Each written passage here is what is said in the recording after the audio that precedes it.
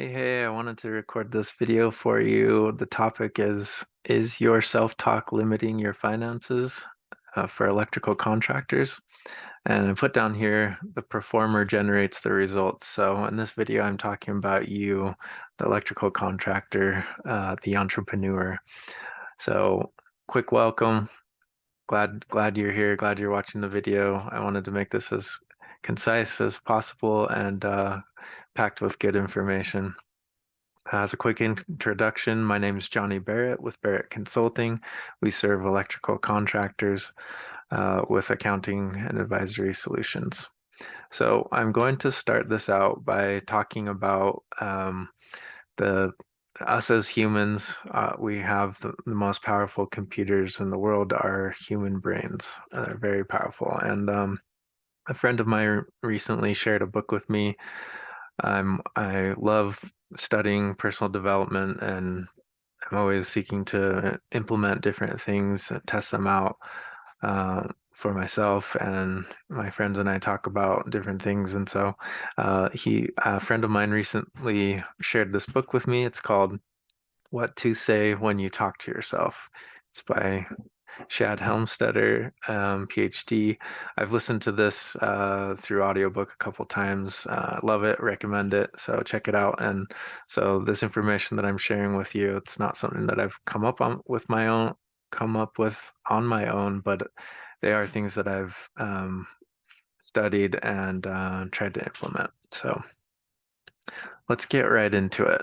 I just mentioned a minute ago how our minds are like a computer, and they're very powerful.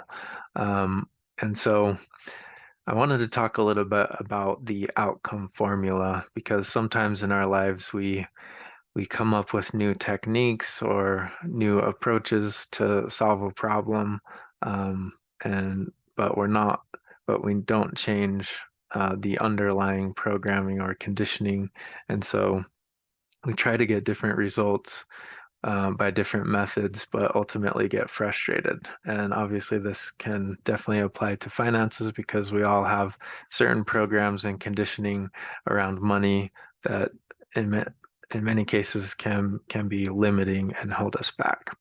So let's go through the outcome formula and then we can talk about, some examples of limiting beliefs. There's different terms, limiting beliefs, mindset, different terms of what we call this, but let's go through the formula. So outcome formula, the base and the main driver is this program or conditioning. And in this book, what to say when you talk to yourself, one of the things the author mentions is that um, with computers, the most powerful program wins. And so whatever our strongest program or conditioning is, that's what's going to win out. So so our programs and conditionings affect and control our beliefs. And then our beliefs um, have an effect on our attitudes. Ultimately, our attitudes um, affect our feelings. Our feelings dictate what actions we take.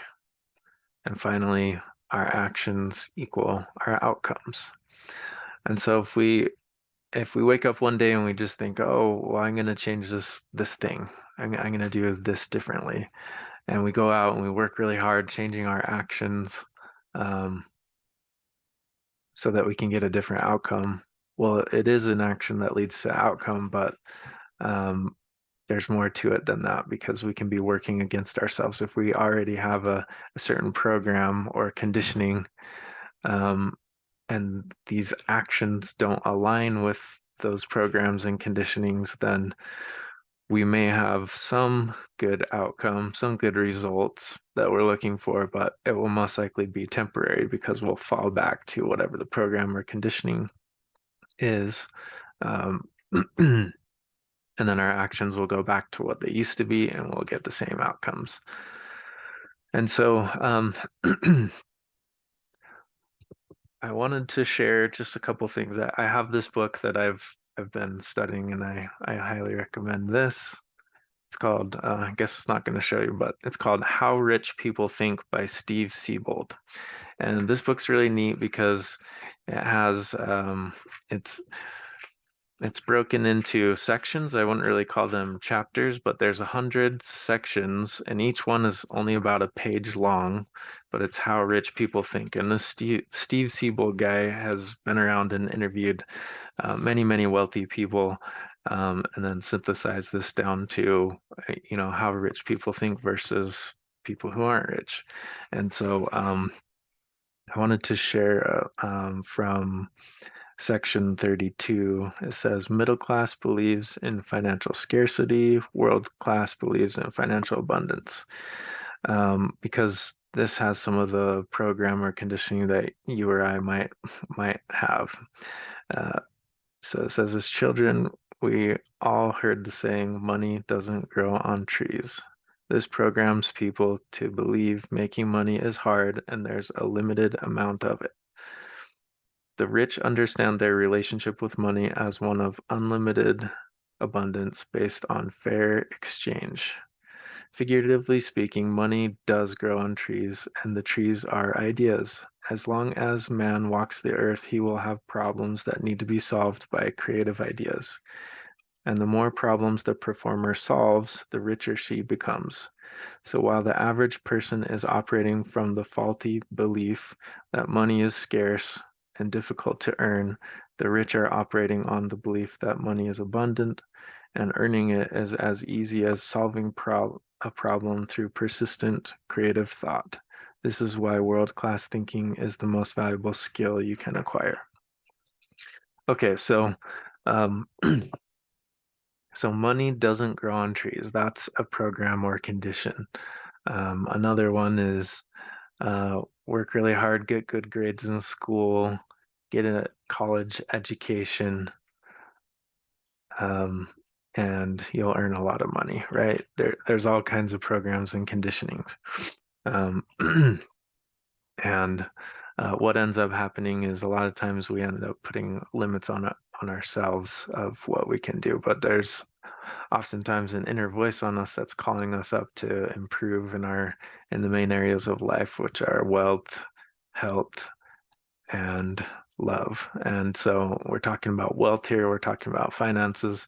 So updating and improving our program or conditioning, which is largely our self-talk, can change the outcome from the roots. And so rather than trying to change the actions and it defaulting back to the program or conditioning, we can change our self-talk. So if this is a concept that you think might help you, then I would recommend checking out this book. It's been a good read for me, and it's been kind of enlightening to hear these different kind of forms of self-talk and how it can change. When we think about goals, hey, I want to make more money. If if we want to make more money, we want our business to do better, but we feel like, oh, but taxes are so high. I can't make more money because then there'll be more money that I'm going to have to send to the government. Then you can see that the program or conditioning, despite our best efforts of, hey, I want to have a better profitable year, more profitable year this year than last year. But at the same time, we're like, our programming is saying, I hate paying taxes and I don't want to pay any more taxes than I did last year. You can see how that's like having a foot on the gas pedal and a foot on the brake at the same time. So again, just some examples here. But in conclusion, does your self-talk around money need to be updated? And if it is updated, could that help you? Could it help you move forward? So alignment of the program to the outcome that you desire is what we want here. So just some thoughts for you. I'd be curious what you think. Um, again, I wanted to close by telling you about a new offer that I'll be launching soon, which is like a one-time checkup on financial processes and performance compared to industry benchmarks. Again, there's only going to be a couple spots this month, so if you want to be the first to hear about this, send me an email, johnny@johnnybarrett.com, with checkup in the subject line. I'd love to hear from you. And of course, as always, please reach out if you have any feedback or questions about this video. Love to talk to you. Thanks so much and have a great day.